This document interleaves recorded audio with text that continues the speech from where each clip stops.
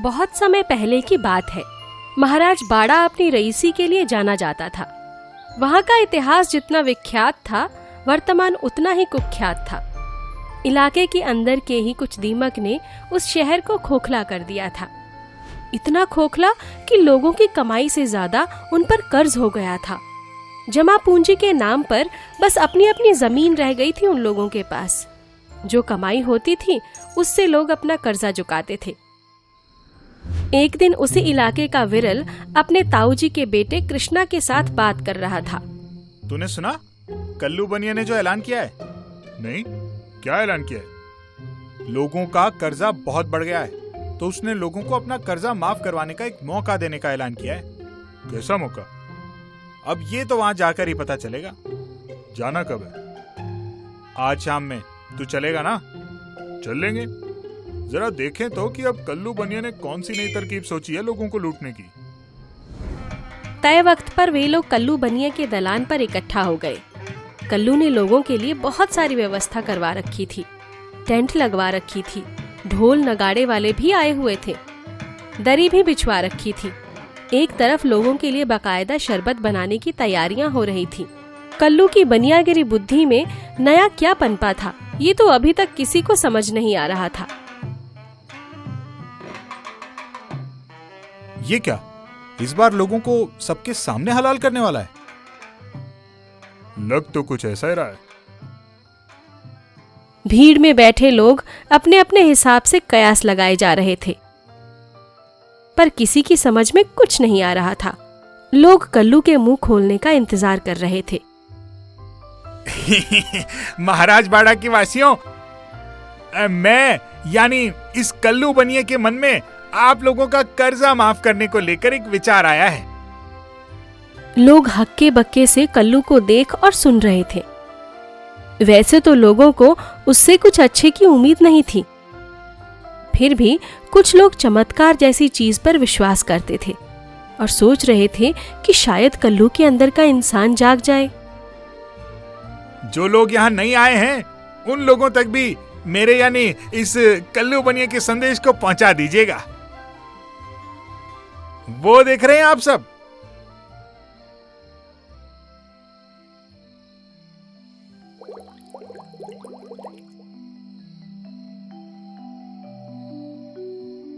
आप सभी पर कर्ज इतना बढ़ गया है कि अब इस जन्म में तो चुकाना नामुमकिन है। तो ये कर्जा तो पीढ़ी दर पीढ़ी चलता और बढ़ता जाएगा। आपके बच्चे और फिर उनके बच्चे, न जाने ये सिलसिला कब तक चलेगा। तो मैं यानी इस कल्लू बनिया ने ऐसे लोगों के लिए एक अनोखी तरकीब सोची है। आपको इस तालाब में पूरी रात खड़ा रहना होगा। जो लोग ऐसा कर पाते हैं, उन लोगों का कर्जा माफ कर दिया जाएगा। बेटा, इसमें कौन सी बड़ी बात है? बस ठंड का कुछ इंतजाम किए देना। दिसंबर का महीना है। अरे चाचा, पूरी बात तो सुन लो। जो लोग इस तरह से अपना कर्जा माफ करवाना चाहते हैं, उनको पहले ये वादा करना होगा कि अगर वो सफल नहीं हुए तो उनको उनके खेत मेरे यानी इस कल्लू बनिए के नाम पर स्थानांतरित करना होगा।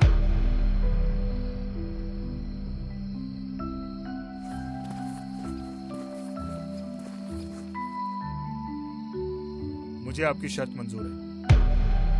बाकी लोग उसे देखकर चौंक गए। कई लोगों ने उसे समझाने की कोशिश की, पर वो अपनी बात पर अडिग रहा। वो पानी में उतर गया। पहले तो काफी लोग दिसंबर की ठंड में उस तालाब में खड़े होकर उसे कांपते हुए देखते रहे। फिर धीरे धीरे भीड़ छटती चली गई। रात में तो वहाँ अच्युत के सिवा और कोई नहीं था। कल्लू के एक नौकर ने कल्लू को जाकर बताया, मालिक, ये लड़का दृढ़ संकल्पित लगता है। पानी में टस से मस नहीं हो रहा। लगता है आपको इसका कर्जा माफ करना ही पड़ेगा। अभी पूरी रात बाकी है। दिसंबर का महीना है। मुझे यानी इस कल्लू बनिए को पूरा भरोसा है कि ठंड से परेशान होकर या तो ये भाग जाएगा या फिर मर जाएगा। तू बस उस पर पूरी रात नजर रखना।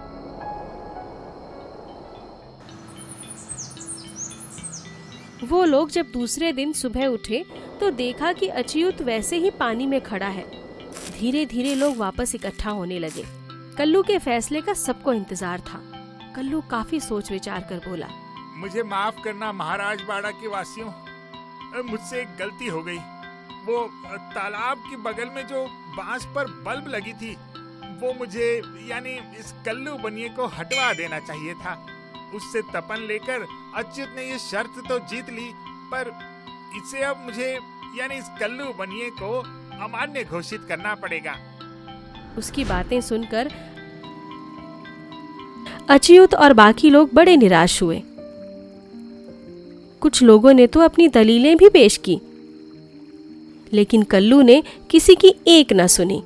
हद तो तब हो गई जब कल्लू ने अच्युत को बोला कि एक दिन कचहरी चल के वो अपनी जमीन उसके नाम कर दे। अच्युत बड़ा ही निराश हो गया।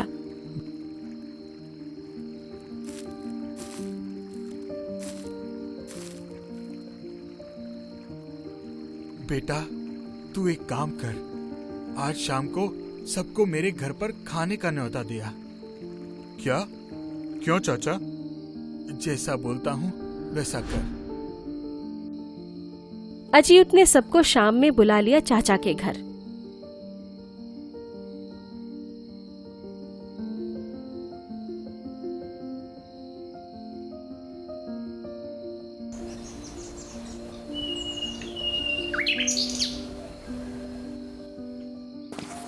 लोग आना शुरू हो गए। पकवानों की खुशबू दूर दूर तक फैल रही थी। कल्लू भी पहुंचा। सब लोगों को पंगत में बिठाकर खाना परोसा गया। कल्लू ने जैसे ही पहला निवाला खाया वैसे ही बोल उठा, क्या हरिहर चाचा, सब सुंदर मुंह बंदर कर दिया आप तो। क्या हो गया बेटा? इसमें तो नमक ही नहीं है।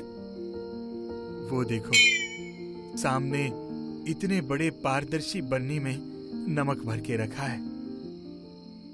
अरे नमक खाने में होना चाहिए था। इतने दूर से देखने भर से मुझे यानी इस कल्लू बनिए को खाने में नमक का स्वाद कहां से आएगा? 4-5 गज दूर बांस पर लगे बल्ब से जब अच्युत को तपन मिल सकती है, तब तुमको यहाँ से 1 गज दूर रखे नमक का स्वाद काहे नहीं लग सकता है बिटवा? कल्लू को तुरंत समझ आ गया कि हरिहर चाचा क्या कहना चाह रहे हैं। लोगों की भीड़ में उसे कुछ भी बोलते नहीं बना और आखिरकार उसे अच्युत का कर्जा माफ करना ही पड़ा।